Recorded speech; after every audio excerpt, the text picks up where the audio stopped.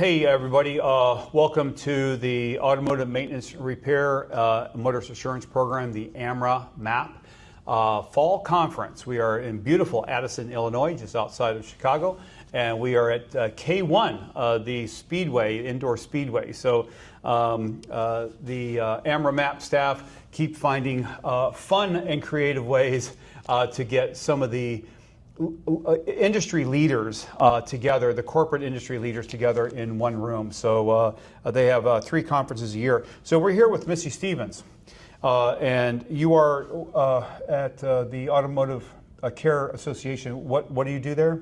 I am a community engagement manager for the Auto Care Association. So Missy is the community engagement manager at the Auto Care Association. So tell us a little bit about you first. How'd you get here? Where were you born? Well, you know, my name is Missy Stephens. As a little girl, I dreamt of selling auto parts, and look at me now. No, I am a 28-year-old vet, or not year old, 28-year vet of the industry. Vet. Right? Child labor laws were really weird back then. Okay. But anyways, have come up through the industry, working at lots of folks like Advanced Auto Parts, Napa Auto Parts, and landed at the association 3 years ago. I am happy to be a community engagement manager where I get to help support our women in auto care community, our tool and equipment community, and our shop owner community as well. All right, yeah. So tell me about the Auto Care Association. So the Auto Care Association is a not-for-profit trade organization that really kind of oversees the aftermarket, the automotive aftermarket in its entirety. So we do all kinds of things. We advocate for the industry very hard with Right to Repair and many other initiatives. We do the data standards for the industry. So when you're looking up a part, whether you're in AutoZone or Napa or wherever you're at, we kind of tie those attributes to the part so the part ends up at the right place at the right time. Oh, I see. And then we also are part owner of the Apex show. So Apex is coming up. We're super excited for that. And yeah, we'll see all of our industry friends there. Okay, so the Auto Care Association is a part owner of Apex. Yes. Okay, great. Yeah, because we go to SEMA every single year. So, well, this will be our second year. Going there. Good. So how long has the Auto Care Association been around then? Oh my gosh. That's a great question that I don't know the answer to, but many years, many years. Right, yes. Yeah. And most of the members are independent shop owners, and we have members that are independent shop owners. We have members that are parts houses. Okay. We have members that are manufacturers, so those that are manufacturing parts that are being sold out of the parts houses. Our members also provide services, so think of folks that provide services to shops like shop management systems and things like that. So kind of really anything, if you're in that aftermarket and your end consumer is a shop, you're probably a member of the association, or you should be. Okay. So let me ask you about the state of right to repair. Where are we with that? Where does the fight for the right to repair stand today, and why should shop owners and technicians be paying close attention right now? Yeah, so we've been fighting right to repair for a couple years now and are super excited. We were reintroduced into the 119th Congress this year. We also this year have a partner senator bill that's been introduced, which is important because we would need to get it passed in both the House and in Senate to get it passed. And yeah, we made it to a trial last year. So we got to go to trial for right to repair, and a wonderful shop owner out of Florida got to testify in Congress on behalf of the entire industry. So the impact on shops, if right to repair protections aren't strengthened, what real world challenges could independent shops and technicians face in serving their customers? Yeah, so I mean, and that's the huge issue is that, what we want to ensure is that our independent repair shops have the same access to data to repair a car that they always have. So we're seeing recently a lot of firewalls go up and a lot of secure gateways that go up that keeps an independent repair shop from being able to get the data they need to repair the car. Right. And in turn, they've got to send that back to the dealership. That's not a good look for them with their customers telling them, I can't do it, now you've got to take it somewhere else. So we just want to keep an equal and fair playing ground, not only for the shop owners, not only for the industry, but for the consumers as well. Right. Yeah. So are these dealers trying to lock down, hey, you got to come back to me to get and pay our prices? Is that what this is all about? Yeah, so the OE manufacturers are in some instances limiting the data that they are giving us. So the data that we've always got from accessing an OBD2 port, now in some instances we're getting limited data. And as technology evolves, one day OBD2 ports are going to go away.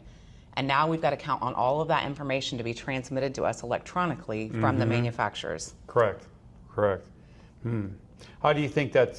How do you think this? I know that there's been a big change in the consumer. The consumer used to, back in the 80s, used to look at the independent repair shop, with distrust.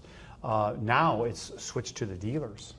Yeah, I would agree. And why it's so important to the consumer is if I live in a rural area, I may not live close to a dealership, right? So I may not want to travel 30 miles to take my vehicle to that dealership. Yep.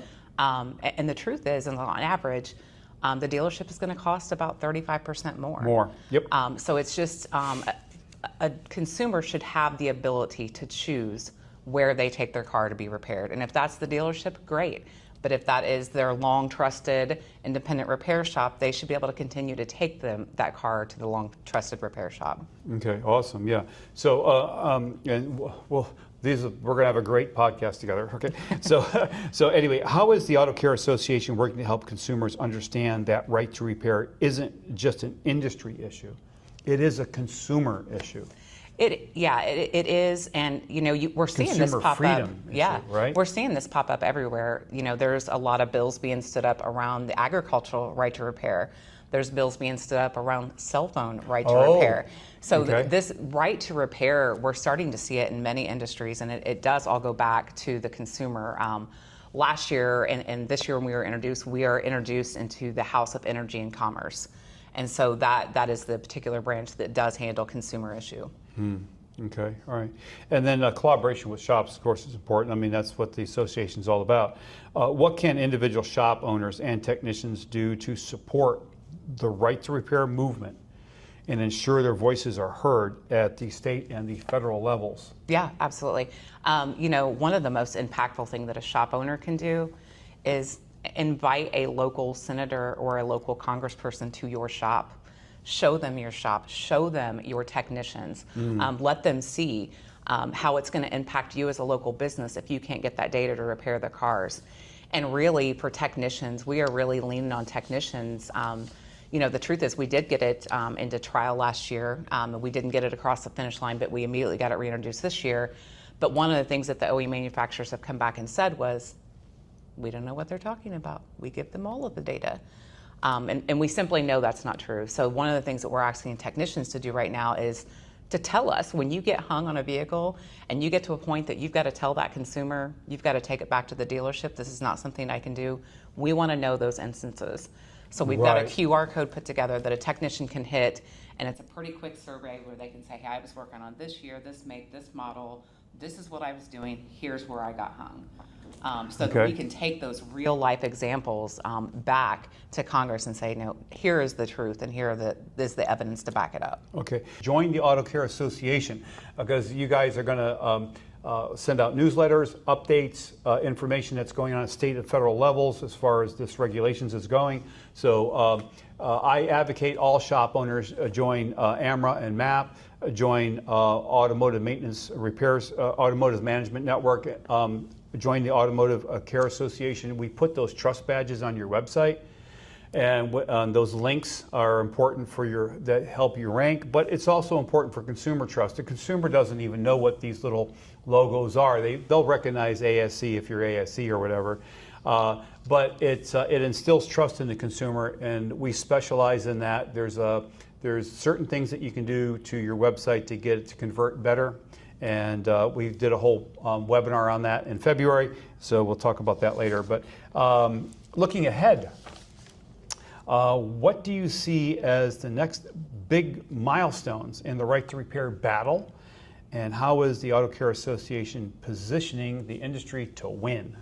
So, great question and great timing. So, I will leave for DC on Tuesday of next week, along with 400 plus of my wonderful industry friends, where we will be on Capitol Hill.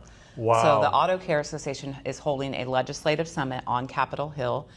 We bring all of the folks in. Again, we'll have over 400 people from our industry that'll be coming to go and talk to their lawmakers. But we make it so easy. We set up all the appointments. We put somebody that leads you around. So you might have 6 appointments throughout the different Capitol buildings, throughout Senate buildings. We take you around all day long. We help facilitate the meetings. But at the end of the day, you will get to count. You will get to talk to the people that count. And that's what we have hired these people, and they want to talk to their constituents. They want to understand what is impacting their constituents' business. So yeah, we're definitely taking on Capitol Hill. We did it 2 years ago, and it makes a huge, huge impact. Huge, awesome. And I think we've got, shall we say, some better people in the White House. that are concerned about America and not, okay, I'll leave that one alone. All right, so MAP, let me ask you, Missy, how important is the MAP Motorist Assurance Program to the Auto Care Association? Oh, it's incredibly important. We have a great relationship with AmeriMap. In fact, I've got the tool and equipment community, and it was one of my folks in my tool and equipment community that says, Auto Care is a member of AmeriMap, but nobody, you should go. So I started coming to the meetings, it's probably been 2 or 3 years ago. And it's one of my favorite things that I do. Wow. The information that I get from coming to these meetings and the work that AMERA does behind the scenes, right, to ensure that all of the correct things are being caught on inspections, and that they're taking, again, the voice of the entirety. This meeting is packed with really, a great variety of folks from different segmentations that all are very crucial to technicians and shop owners. So it's very important. AmeriMap, especially as a shop owner, again, gives that consumer trust that that this is an accredited shop. Right. Yep. So how does MAP help build trust with your customers? Your customers are the other companies and shop owners. Again, I think with the shop owners, I think for them knowing that there is somebody out there working, and AmeriMap is very similar to us in that they follow, as we do, tons of legislation that people don't even understand that's happening on a county to state basis to make sure that vehicle inspections are protected and that we're not removing vehicle inspections. I mean, they just do so much. I think that probably most people don't know everything that they do. Right. No, and most shops owners don't know about the motorist insurance program. So, and we're working to change that. So, why should other organizations join AMERA, in your opinion? Well, again, I mean, you've already talked about several things, but yeah, I mean, I think it's a great place to stay up to date on. AMERA does a great job of keeping up to date on the technology. The technology is so ever changing, and as that technology changes, how we need to look at a vehicle, how we need to inspect a vehicle changes as well. So, if you're manufacturing into the aftermarket, it's crucial. It's absolutely crucial. And really, too, if you're a tool and equipment supplier and you're making tools, again, it's so crucial to stay up on all of these things and understanding what the inspections are going to look like and that type of thing. Mm-hmm. Okay. Well, Missy, we really want to thank you for your time today. So, yeah, absolutely. We're at the conference, and Missy took her time to come over and meet with us for our little mini podcast here. So we'll stay tuned for the full podcast. We'll have that. So thanks a lot, Missy. We really appreciate it. Okay. Thanks so much.